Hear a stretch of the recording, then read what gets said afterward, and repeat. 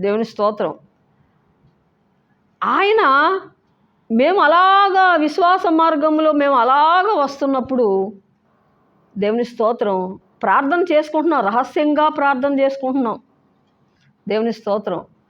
అలాగా మేము ప్రార్థన చేసుకుంటా ఉన్నప్పుడు మందిరం తెలియదు మాకు, ఎటు వెళ్ళాలో మాకు తెలియదు, అసలు ఆలోచన కూడా లేదు.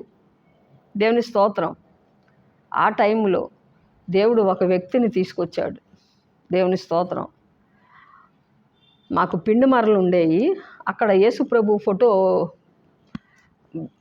పెట్టుకునేవాళ్ళం. మాకు అక్కడ ఒక స్త్రీ వచ్చి, ఏంటమ్మా మీరు ప్రార్థన చేసుకుంటారా అని అడిగింది.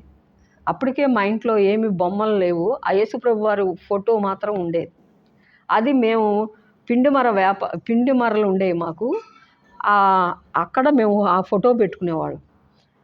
ఆమె వచ్చి మీరు ప్రార్థన చేసుకుంటారా అంది. ఆమె క్రైస్తవ బిడ్డ.